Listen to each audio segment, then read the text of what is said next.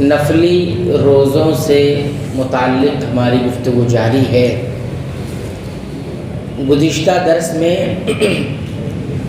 روزے کی کیا فضیلت ہے اس کا ذکر کیا گیا تھا۔ آج کے درس میں ہم یہ دیکھیں گے کہ روزے کی قسمیں کیا کیا ہیں، یعنی کب کب روزہ رکھنا سنت ہے تاکہ ہم روزوں کا اہتمام کر سکیں۔ یہ ان روزوں کی بات ہو رہی ہے جو رمضان کے فرض روزوں کے علاوہ ہیں۔ تو اس سلسلے میں یاد رکھیں کہ روزے کی دو قسمیں ہیں۔ نفلی روزے کی، یعنی وہ روزہ جو فرض نہیں ہے، اس کی دو قسمیں ہیں۔ ایک قسم کو کہا جاتا ہے صوم التطوعی المقید، یعنی وہ روزہ جو کسی وقت کے ساتھ خاص کر دیا گیا ہے، اور کچھ روزے ایسے ہیں جس کو وقت کے ساتھ خاص نہیں کیا گیا ہے، مطلق انسان روزہ رکھے کوئی خاص نہیں۔ یہ نفلی روزے کی دو قسمیں ہو گئی۔ اب جب ہم کہتے ہیں کہ وہ روزے جو کسی وقت کے ساتھ خاص کر دیے گئے ہیں تو وہ کتنے روزے ہیں، تو اس کی بہت ساری قسمیں ہیں۔ میں 8 قسموں کا یعنی 8 طرح کے روزے ہیں جو وقت کے ساتھ خاص کر دیے گئے ہیں، جس کا ہم کو اہتمام کرنا ہے۔ نمبر 1،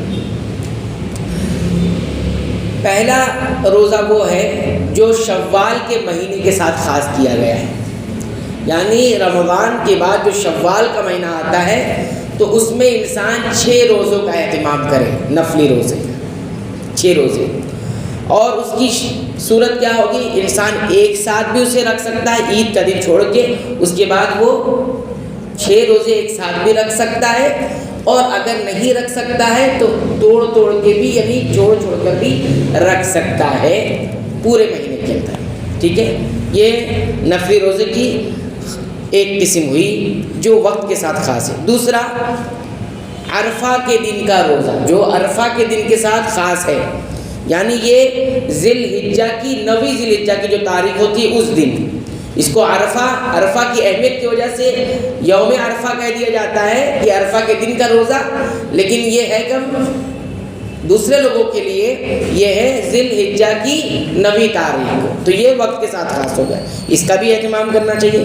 تیسرا جو وقت کے ساتھ خاص ہے وہ کیا ہے، بعض اہل علم نے اس کو کہا ہے، وہ ہے عرفہ کے دن سے پہلے ذی الحجہ کے جو پورے 8 دن ہیں، ٹھیک ہے، 8 دن انسان روزہ رکھ لے۔ یہ حدیث میں عموم کی وجہ سے یہ بات کہی گئی ہے کہ ذی الحجہ کا مہینہ جیسے ہی شروع ہوا تو 1 ذی الحجہ سے لے کر 8 ذی الحجہ تک 8 روزے رکھے، اور 9 ذی الحجہ کو تو عرفہ کا دن آ ہی رہا ہے، تو اس طرح 9 روزے کنٹینیو ہو گئے۔ یہ تیسری ہو گئی۔ چوتھی شکل جو ہے یا چوتھی صورت جو ہے نفلی روزے کی وہ کیا ہے، وہ ہے 10ویں محرم کا، جس کو عاشورہ کا روزہ ہم کہتے ہیں، اس کا بھی اہتمام کریں۔ یہ محرم کی 10ویں تاریخ کو ہوتا ہے۔ اس کے بعد اسی میں ایک چیز اور ملا لیں کہ کوئی 9ویں اور 10ویں کو رکھ لیتا ہے، یہ بھی شکل جائز ہے۔ 10ویں اور 11ویں کو بھی بات کہی گئی ہے، تو اس طرح سے یہاں پر ہم دیکھ لیتے ہیں 2 روزے ہو جاتے ہیں۔ یہ چوتھی بات ہوگی۔ 5ویں جو ہے جو وقت کے ساتھ خاص ہے روزہ، وہ کون سا ہے، صوم الاثنین والخمیس، یعنی سوموار اور جمعرات کا روزہ جو ہر ہفتے میں آتا ہے، اس کا بھی اہتمام کرنا چاہیے۔ چھٹا جو روزہ آتا ہے وہ ہے ہر مہینے 3 دن روزہ رکھے انسان، ہر مہینے، یہ مطلق ہے، کبھی بھی رکھ سکتا ہے، ہر مہینے 3 روزے رکھے، اس کا اہتمام کم سے کم کریں۔ اس کی بھی بڑی اہمیت و فضیلت ہے، وقت پہ انشاءاللہ میں اس کو ذکر کروں گا، پہلے اتنا جان لیتے ہیں۔ پھر 7ویں جو قسم ہے یا 7ویں جو صورت ہے روزے کی، نفلی روزے کی جو وقت خاص ہے، وہ ہے ایام البید کے روزے۔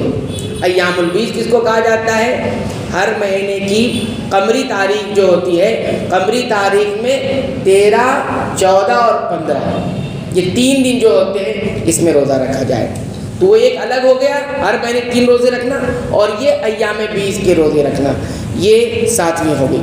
اور 8ویں جو چیز بتائی گئی ہے وہ یہ بتائی گئی ہے کہ شعبان کے مہینے میں زیادہ تر حصے میں روزہ رکھ لے انسان، لیکن اگر آپ ان تمام روزوں کا اہتمام اگر کرتے ہیں نا تو آپ کا خود بخود یہ شعبان کے مہینے میں آپ کا روزہ کثرت یعنی زیادہ تر حصے میں روزے کا حصہ آ جائے گا۔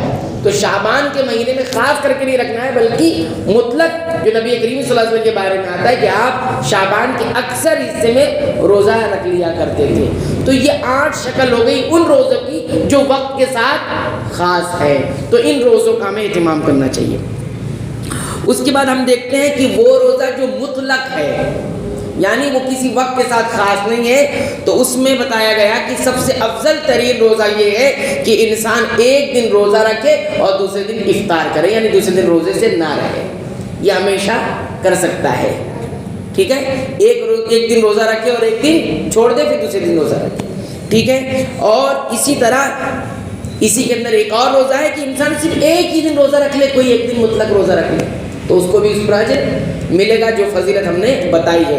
اس طرح سے ہم دیکھ رہے ہیں کہ 10 قسم کے روزے ہو گئے، 8 قسم کے روزے اس روزوں میں شامل ہے جو وقت کے ساتھ خاص ہے، جو ہم نے ذکر کیا، اور یہ وہ روزے ہیں جو مطلق ہیں، یعنی کسی وقت کے ساتھ خاص نہیں ہے۔ تو اس میں جو صوم داؤدی جس کو کہا جاتا ہے، ایک دن روزہ رکھے اور ایک دن چھوڑ دے، یہ ہو گیا۔ کوئی اس کو بھی کر سکتا ہے تو کر سکتا ہے، ٹھیک ہے۔ اور کوئی ایک ہی دن انسان روزہ رکھ لے، مطلق کوئی وقت کے ساتھ خاص نہ کرے، کسی دن روزہ رکھ لے۔ اب دیکھیے یہ جو روزے بتائے گئے ہیں، اس میں ایک بات یہ بھی خاص یاد رکھیں کہ 6 دن ایسے ہیں جس میں انسان کو روزہ نہیں رکھنا ہے، ٹھیک ہے، روزہ نہیں رکھنا ہے، جیسا کہ حدیث میں یہ چیزیں وارد ہیں۔ 2 دن تو وہ ہیں جو عید کے دن کہلاتے ہیں، یوم عید الفطر، یعنی عید فطر کا جو دن ہوتا ہے، جو رمضان کے بعد عید آتی ہے، اس دن روزہ نہیں رکھنا ہے۔ اور اسی طرح عید الاضحیٰ، بقرہ عید کا جو دن ہوتا ہے، یوم النحر جس کو کہتے ہیں، اس دن روزہ نہیں رکھنا ہے۔ پھر یہ 2 دن ہوئے، اور 3 دن اور ملا لیں قربانی کے جو 3 دن اور ہیں، یوم النحر تو 1 دن ہو گیا، اور 3 جو مزید ہوتے ہیں 3 دن جس کو ایام التشریق کہتے ہیں، وہ 3 دن روزے نہیں رکھنا ہے، کیونکہ نبی کریم صلی اللہ علیہ وسلم نے فرمایا یہ کھانے پینے والے دن ہیں۔ تو 2 دن یہ ہو گئے اور 3 دن یہ ملا دے، کتنے دن ہو گئے؟ 5 دن ہو گئے۔ اسی طرح 6واں دن جو ہے خاص جمعہ کے دن کوئی روزہ رکھ لے، یعنی خاص نیت کر کے، آگے پیچھے کوئی روزہ نہیں ہے، عادت بھی نہیں ہے، اور اسی کے دن خاص کر کے روزہ جمعہ کے دن نہیں رکھے گا، ٹھیک ہے، یہ ہو گیا۔ اسی طرح شک والے دن روزہ نہیں رکھنا ہے، جس دن چاند کے بارے میں انسان کو شک رہتا ہے، یہ خاص طور پر کب آتا ہے؟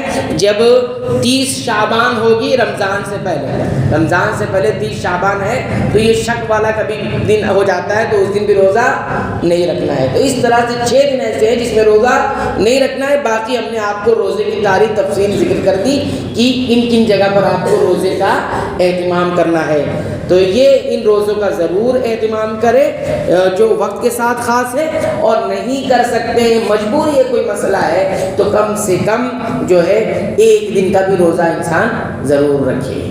اب اس کی الگ الگ فضیلت، جو ایک تو ہم نے عمومی فضیلت بتائی ہے، سب روزوں کے ساتھ خاص ہے، وہ چاہے رمضان کا روزہ ہو چاہے غیر رمضان کا یعنی نفلی روزہ ہو، سب کے ساتھ وہ شامل، لیکن ہر ایک روزے کی پھر الگ الگ بھی فضیلت وارد ہوئی ہے، انشاءاللہ اس کا بھی تذکرہ ہم کریں گے، تاکہ ہمیں اس عمل کے اندر بڑھنے کا شوق پیدا ہو اور ہم اس عبادت کے اندر آگے بڑھیں۔ اللہ تعالیٰ سے دعا ہے کہ رب العالمین تو ہمیں نفلی روزوں کا اہتمام کرنے کی بھی توفیق عنایت فرما، آمین۔